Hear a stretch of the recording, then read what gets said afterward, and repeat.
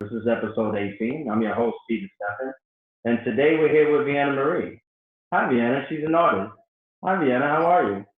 How you doing tonight?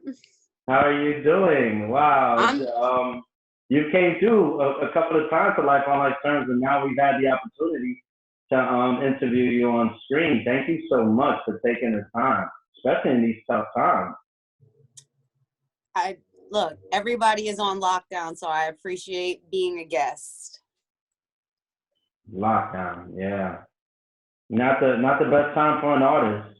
Not probably the greatest way to start an interview, but not the Well, best time. And I want to say that because I just want to tell the world, everybody listening, I have never met an artist, a person, a manager, however you want to label her, as active. Like every day, it's a new event, fully stacked, new flyer. She's amazing. Deanna, please, can you talk about that? How do you stay so busy? It's amazing. I've never seen it.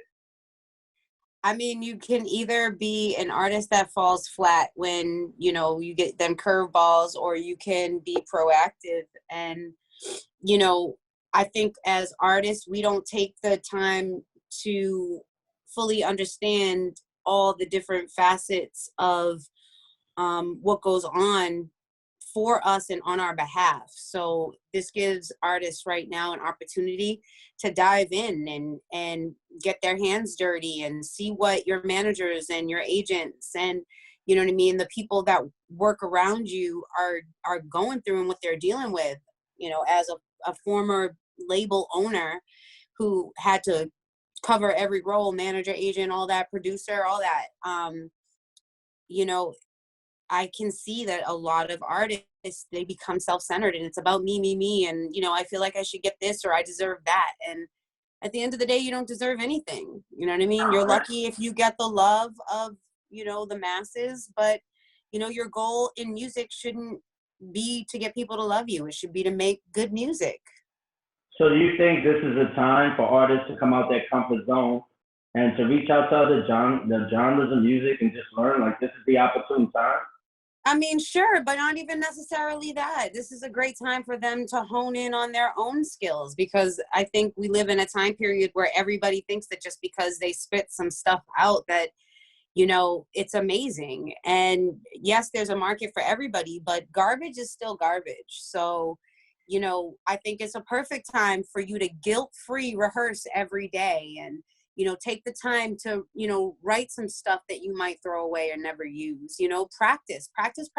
So many artists show that they don't practice, and, your work, it shows for it. I have a great example of this. I traveled for my second small tour. I traveled by bus from Mississippi all the way up here to Massachusetts. And by the time I got here, I was so exhausted, did not get any sleep. The very next day I had a performance, and it was one of my worst sounding shows ever.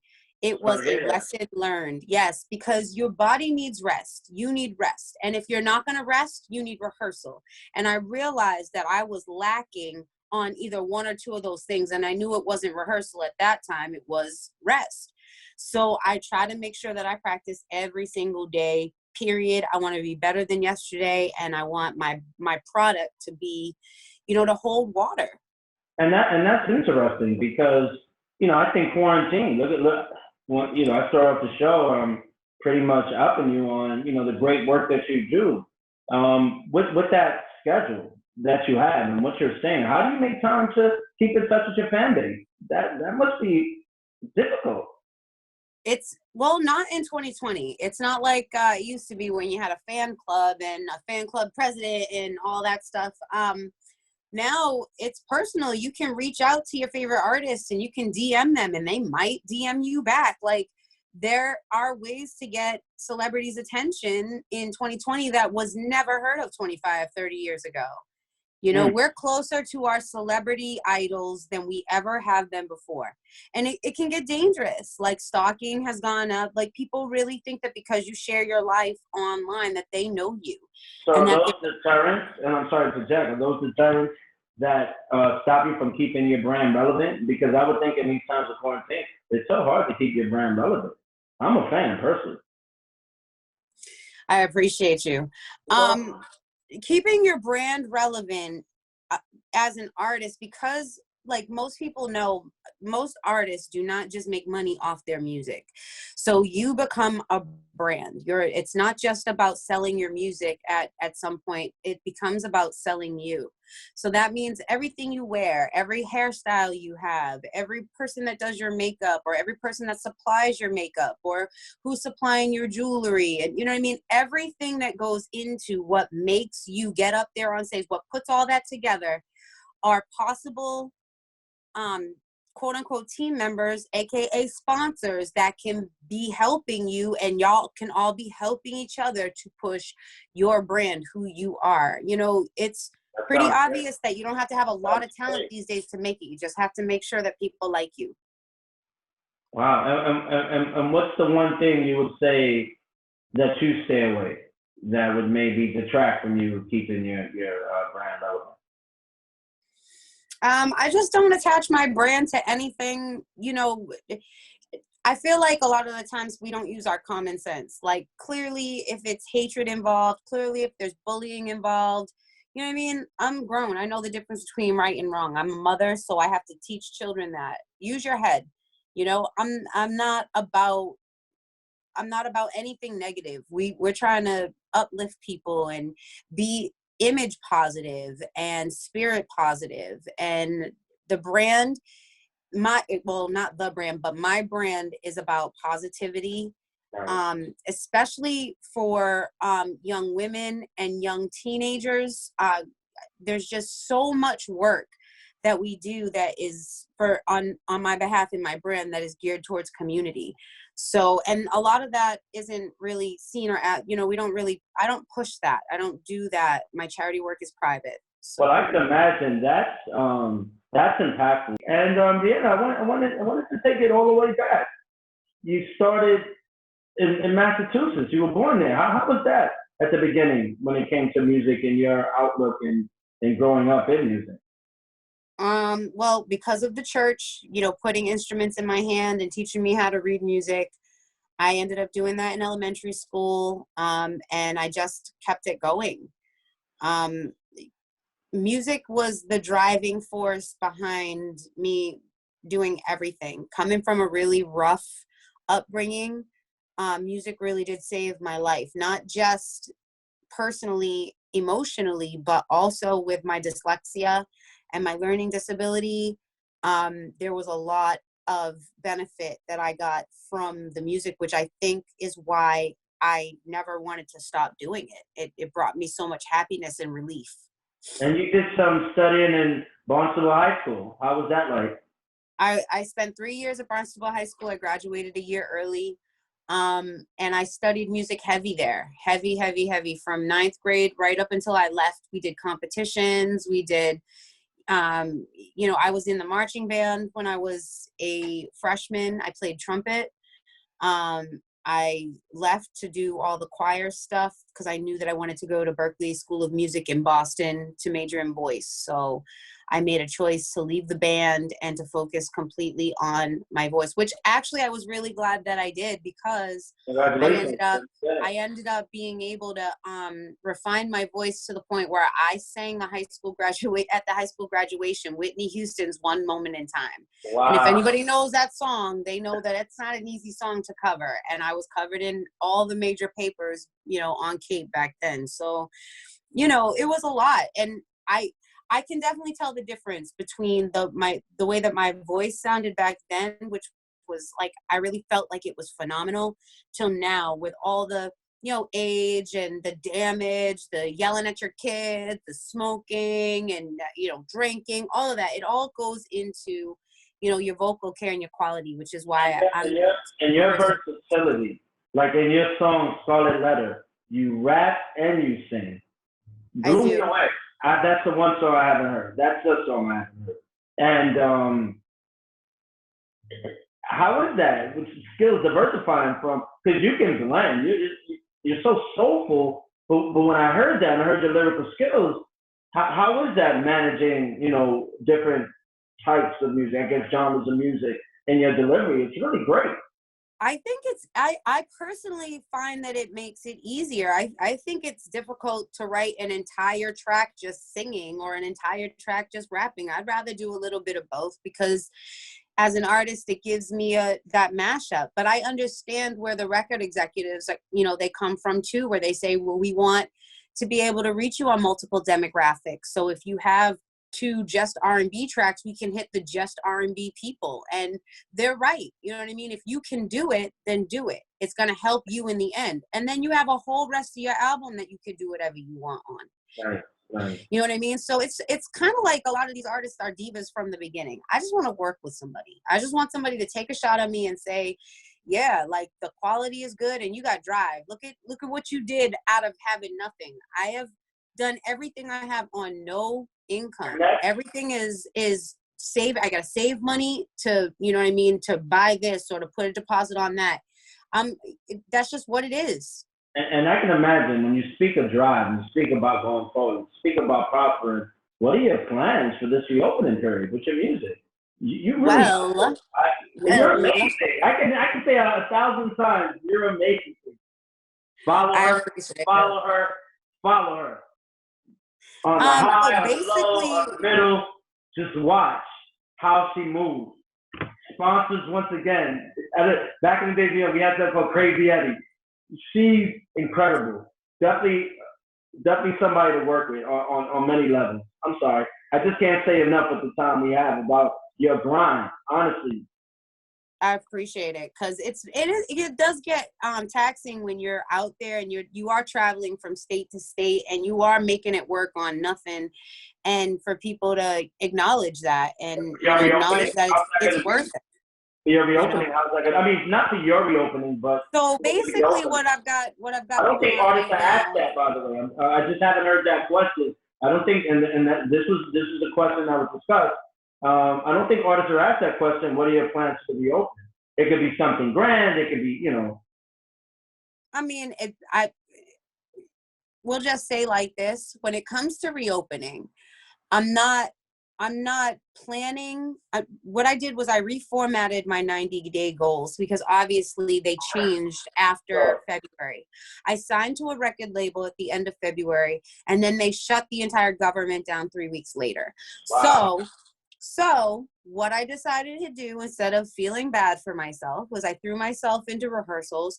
I started reformulating my 90-day goals and basically am just getting the stuff done that I have not had time to get done because I've been out there preparing for shows. And, you have to rest. I have to literally schedule rest into my day because with having children and having a full-time career in music, you never have time to just chill out. You know what I mean? And you have to put it in there. And so like my friends will be like, oh, you're watching TV and you know what I mean? You listen to music. I'm doing like 4 things at one time. I'm rarely ever doing just one thing. And I want to so you're going to see. Okay. So listen, you're going to see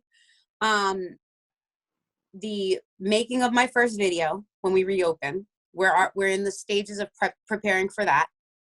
You're going to, I'm going to be releasing 2 photo shoots in June. Okay. I am going to be collaborating with a ton of artists.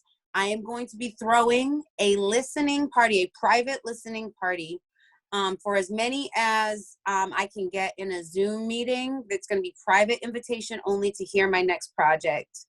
And I'm partnering with people. I've invested in some Black-owned, private-owned, small-owned businesses. I'm getting merchandise from them for gift baskets, for videos, so that I can reveal their products and basically help push their brand while they're help bolstering my brand as well. We're all trying to help each other. So that's what we're doing. We've come to the closing of this interview, and I must express to all sponsors, artists, people in the music business, this is the one. This is the one to follow. This is the one to build with. And Vienna Marie, please, social media, let them know how to get at you, because I am Vienna Marie across the board. Everywhere you find me, you're going to find me. Hashtag Vienna Marie, ViannaMarie.com, Vienna Marie on every major platform. my current workout is VEE, V by Viana Marie. You can find that on iTunes, Spotify, Amazon, Google Play, anywhere you can type in Viana Marie, you're gonna find me. I'm out here. I'm working, so it's not hard to find me. YouTube, all that. Anywhere you stream music, you're gonna be able to find my music somewhere. And working is an understatement. What's the last thing, the final thing? Not necessarily the last thing, because this is gonna go. What are you doing next? And let me ask that question. Where are you? Oh, so it's the album that's coming out. That is your next at this point, correct? Yeah, I was planning on releasing a new project this year, but I think I'm gonna push it off until next year, just because I think a proper rollout is necessary, and now I have the time to plan a proper rollout. And we're here So to I don't support. mind waiting. We're here to support, and we want you to come back. We want you more involved. Your civic duties too, as well. The things you do to help others, things that aren't mentioned. I just can't say enough. So before we go, what is one thing you want to tell your fans? Any shout outs or anything like that? I want to shout out to Supreme Entertainment and BMG Records, my home right now, my label home. Let them know that I'm always working and pushing towards a common goal for all of us. And shout out to my manager, Keith Hayes, for always being there and doing his job the way that he's supposed to. And my girl, Mary, for always having my back. That's my little team. You know what I mean? That's who's doing it right now. Anybody that wants to be a part of my team, hit me up. Anybody that wants to sponsor, hit me up. I feel Mary has a little, let's give Mary a little side. How's Mary doing? I don't know Mary, but how's Mary doing? Mary's good people. Good She's people, doing well. Yes, ma'am. Yes, ma'am. So I want to thank you, Viana Marie. I appreciate it. I can't express enough of your artist. You want to learn from her. You're a sponsor. You want a solid team. You want somebody who can be consistent. Somebody who's a winner. If you're a fan, if you're a fan, tune in, Viana Marie, all social media platforms, and just follow and support. Really good people. I mean, at the end of the day, really good people. Somebody that is worthy and noteworthy to follow in general, and just support. So, Viana Marie, you've been supporting my brand for a couple of years now. I really support what you try to do with Life on Life's Terms. And, you know, mental health issues are something that is ignored in our community. And I loved the fact that you are, you know, fearlessly taking this on out of the kindness of your heart. And a lot of people don't do that, which is why I deal with you. You good folks. Thank you. But I don't cry, and I ain't gonna tears. I done mess this interview up. But I thank you, and I thank you so much. Can I be your number one and not your number two? Can I be your queen, the one that demands mere mortals salute you? If you give me one night, I will show you how I can serve you, cater to you, make you feel desired. I feel you running through me like body aches, the flu, symptomatic. I feel your warmth crawl through my skin. You are heavy and cold like steel. My shoes are magnets, sucking all of your energy through. Though dirty, its taste I still crave. No mask to protect me. How did I survive you? You are my hurricane, high-speed winds, no, my black hole. I was never enough for you. Not good enough for you to make your home, no space for you to lay your head. And I know low ceilings and thin walls can't hold you in. I can almost feel your chest tighten. Claustrophobic, paranoia, no commitments, no promises, though I profess my love. You just smile, admit nothing, plead the fifth, embrace the silence. Your silence is painful, but not awkward.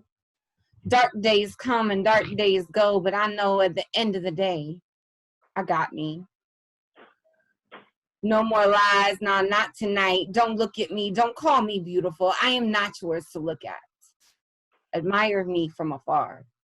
Give me time to research your sign, feel your energy. I feel you run through me like a lightning flash, bolted through me, broken, more like shattered, your beautiful crystal. But yet your absence is my punishment, my punch in the face. Nothing left but your embrace, yet I still feel, yet in my dreams last night I felt your cuddles turn into tattoos. Tattoos on my neck from your strangulation. Your manipulation leaves bruises so light I can't see them until you're gone. Emptiness. God, I pray, why does his abandonment feel like a never-ending heartbreak? I feel you hold me by my hair, drag me off the porch, can't fight with that. With your anger and your disdain, but that calm, quiet pain when you leave, no love, no punches, just gone. Like a thief in the night. I can't come back from this. Silent pain leaves the worst bruises. I want to be a good woman to you, but you won't let me. When I close my eyes, all I see, you are all I see, and again, silent pain leaves the worst bruises. In peace. Emptiness. Emptiness. You filled us. You filled us with a lot. Everything from grammar, substance, in between the lines, subliminal messages. Why? Why fill others? Are you selfish? Are you someone who does it for you? Do you do it for others' lives? I mean, you're good at what you do. How do you deal with the emptiness? How do you fill it? From your perspective or from a perspective of, let me show the world. I am a poet. I'm sure a lot of poets like self-adulation and things of that nature. Yeah, and you know what I mean? Part of that is like, wow, look at me kind of thing. Only because this is not something that I ever thought I could do. Nice. To be able to write, much less be able to perform it. Much less be able to stand in front of people and perform it. It's not the easiest thing in the world to do. People make it look easy. But I feel like the void that I have in my life is filled by poetry. I can't fill it by a person. I can't fill it with a thing. It sounds, I'm sorry to interject, it sounds like are you filling it for a person? Not to go within the text of, not to open up that Pandora's box, but it sounds like you're coming at. You're right. You're absolutely right. Sure. I try not to. The viewers are seeing this. It's not, here, not to give the plug here on Life on Life Terms, but this is about understanding and kind of getting the vibe of who they're watching. And it sounds like you've completed the getting through that phase. Am I right with your work? Completed. I want to say yes. Okay. I want to say yes. There's That's still a bit where I'm just like, like, sure. Just one good night didn't make up for 8 years of abandonment and everything else. So I try not to give him glory. However, I do write about him. And a lot of times my poems go to him without me even realizing it. I might not even think of him the whole week. And then I'll write a poem and it'll be all about him. And I'm just like, okay, where did that come from? Yeah, so and what's to say? Conscious. Sure. And what's to say the amount of trauma and what anybody goes through with anybody, it's kind of like a quick fast, let me write a poem and it's over. I love how you kept the narrative throughout the years, but slowly but surely, it dissipates. It Yes. dissipates. And for you viewers, please understand this is a poet who got skills. Poet library is crazy, but she's giving us the opportunity to see the progression and using something as a bad instance in the past to kind of get better. How was that for you, progression with your work? How have you measured your progression? I can look back, like we talked about my book, Bipolar Love. That was written in 2016. Great job. So it's, 4 years old now? You can tell in that book that I was also in love with him. Sure. And I wrote poems that were love poems. But then I realized after reading those poems, I'm like, who you're describing is not who he was. Sure. So I fell in love with my image of him, not Correct. him, but my image of him. So I knew what kind of person he was 8-10 years ago. Sure. But it's It don't take long for in a relationship. I'm not gonna say a woman to see a man, but a man to see a woman. But it don't take long to know your partner. Let's keep it 100, y'all. It don't take long to know your partner, and that's 90 days. Yeah, 90 days. Yeah. It don't take long, and that's a subliminal. That's a subliminal look. Can you talk a little bit about the Hurt Locker and how that started? Ooh, yes. The Hurt Locker started in a very. It was right when my relationship ended, like literally the week my relationship ended. It was hilarious. I was in New York. I flew down to see my mom for, it's hilarious. Now it wasn't hilarious then, just to let you know. It is what it is. Yeah, hey. He put me on a plane, y'all. He put me on a plane. There you go. And on the plane, I said, God, if you don't want me with this man, could you just tell me? Now, mind you, God has told me over and over he didn't want me with him. Okay? So I came to Atlanta. I was like, okay. My friend was like, you need to do radio. You need to do radio. Nice. So I did. And that night, I don't remember who I called or anything like that, but that night someone from Epiphany called me and said, you know what? We have this show and we want you to be on it. And I was like, huh? Congratulations. How did I even do that?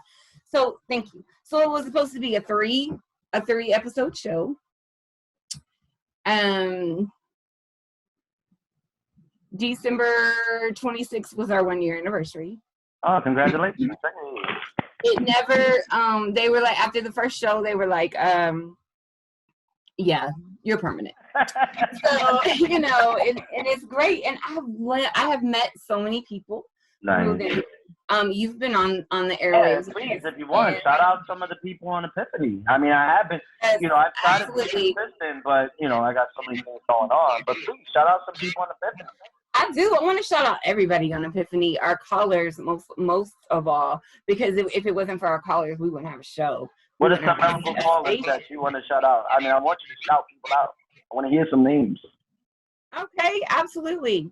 Gina Storm, King's Cadence,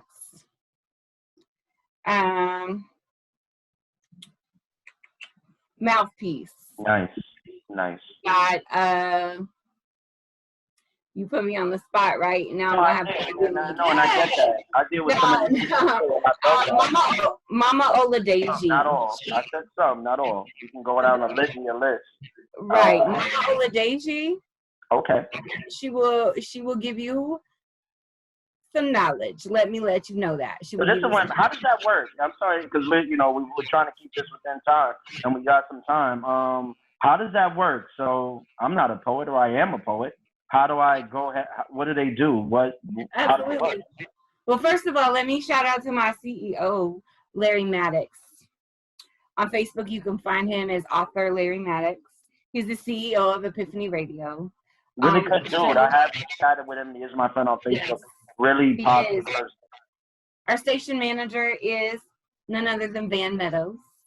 He has taught me everything I've ever needed to know as far as doing a show. It's not as easy as what people make it. People make it look so easy. It's not. So Van Meadows, he's a station manager.